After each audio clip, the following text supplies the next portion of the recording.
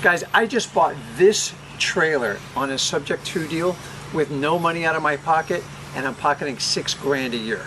Let's go check it out. In this video today, I'm going to show you exactly how I found this subject to deal.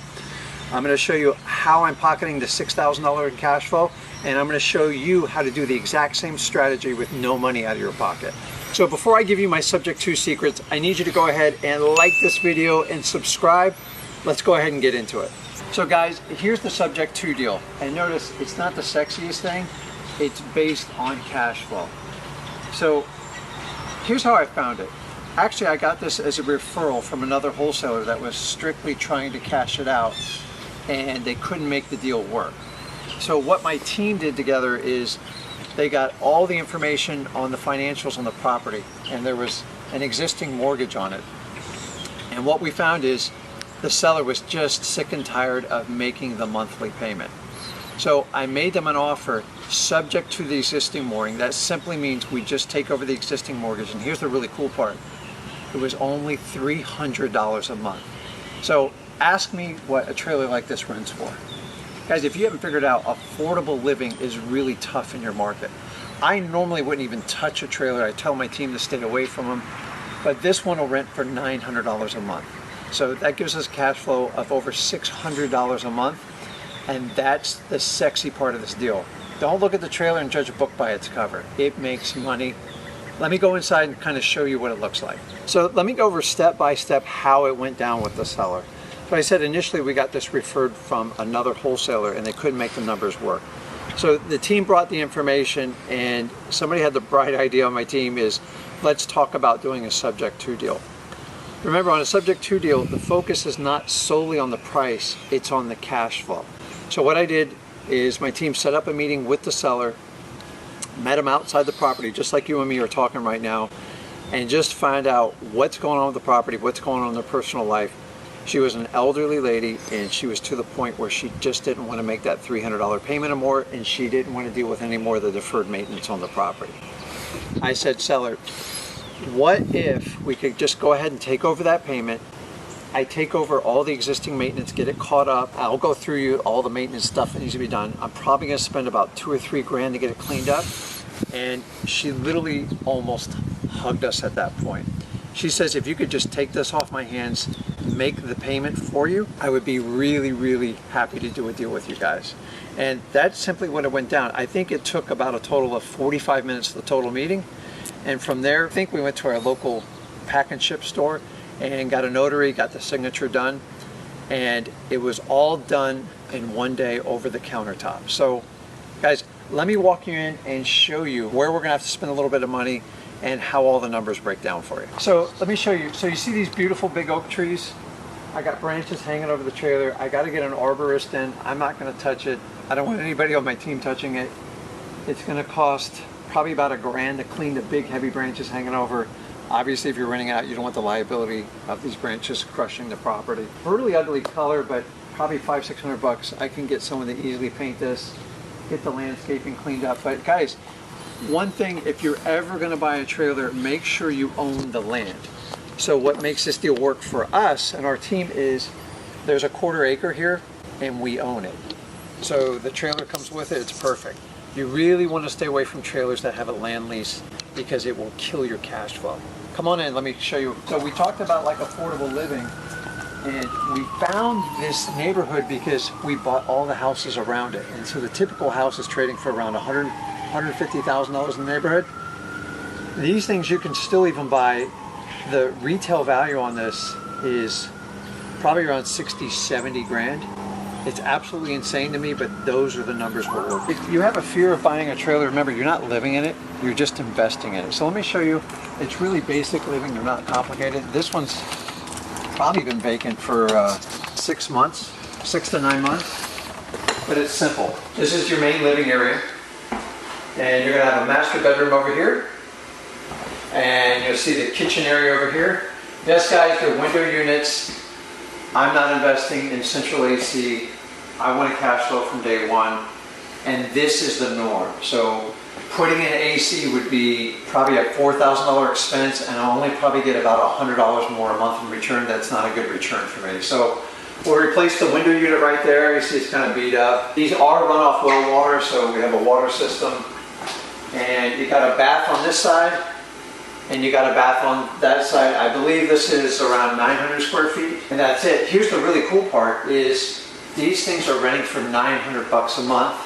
I picked it up on subject to 300, and understand I paid a small fee to the wholesaler to take the deal over, which if you guys struggle with that, don't, because it's saving you a ton of money in marketing. Plus, she already had the seller conditioned and ready to sell. She just didn't know how to put the deal together, and that's how my team put this subject to deal together. $600 in positive cash flow, and the really cool part is there's very few trailers available for rent in this neighborhood. And if you're asking how am I going to get a renter in there, literally just going to stick a sign out on the road, and I know our phone will blow up. So this is it. It's not super sexy, but remember, it's all about cash flow. You could do some of the online, the Craigslist, the Facebook, but really the easiest way is you want to find somebody in the neighborhood that knows the community. They know it's a trailer park. And so the easiest way is to put a sign out there with a phone number. You can have it go to voicemail, and then just find the right tenant for it. It's the easiest way to do it. Because if you go on Facebook or Craigslist, people aren't familiar with the neighborhoods, and they might not know it's a trailer park, and you'll waste a ton of time and energy. So always look within the neighborhood is the easiest way to find. Go knock on the neighbor's door, let them know you're getting ready to rent it. 9 times out of 10, there's a ton of people who want to rent these types of houses. So let's talk about finding the right tenant. When you rent any type of property, you cannot discriminate in any shape or form, and you got to be very fair about it. Our main concern is whoever rents it is, number one, they can pay the rent. So the first thing we have to verify is if they have a job. Obviously, the more stable and the longer they've been at their job, the more likely I am to rent to them.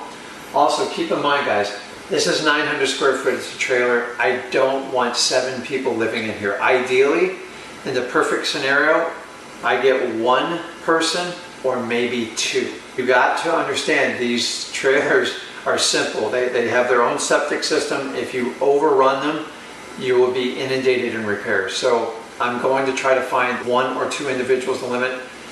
As far as checking out to get the right person, the beauty of today is there's so many tools online.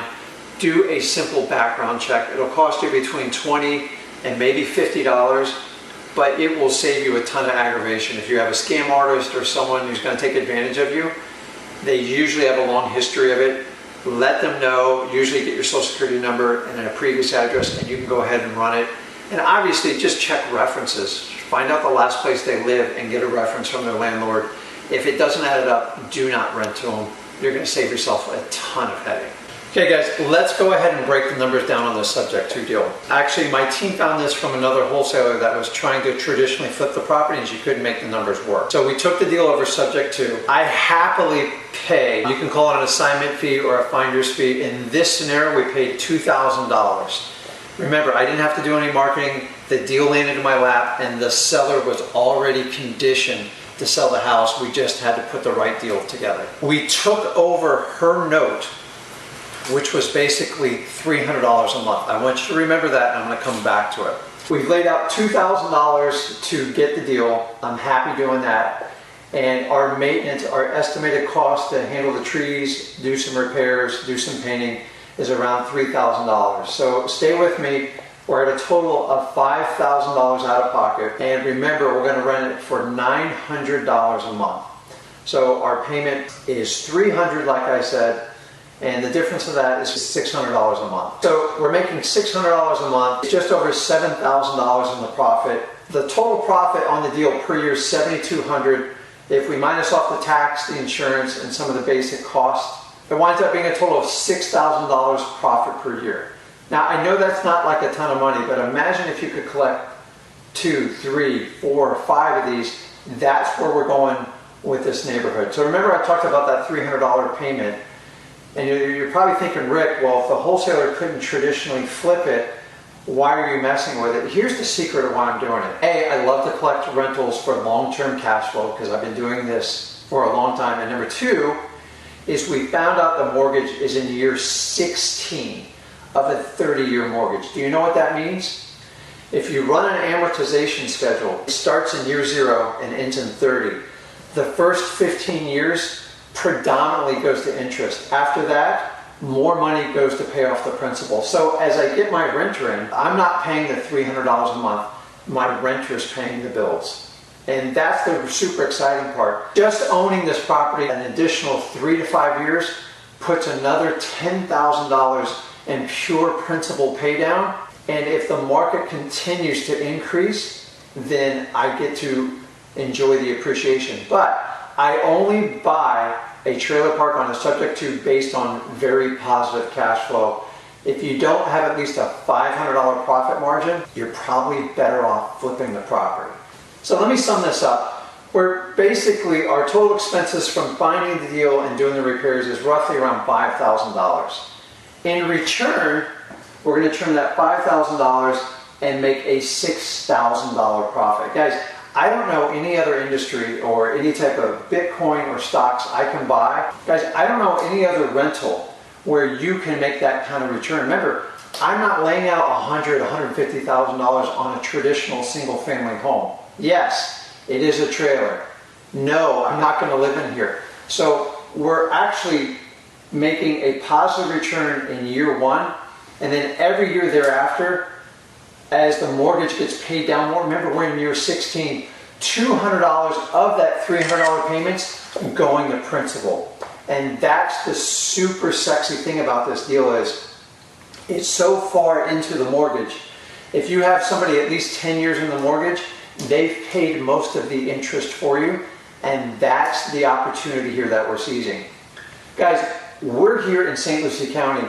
The average little 2-2 home is $150,000, $160,000, and ask me how much they rent for. About $1,400 to $1,500. We're investing a total of $5,000 to get a $900 rental to net a $600 positive cash flow a month. Guys, if you can do deals like this, you can have an amazing portfolio.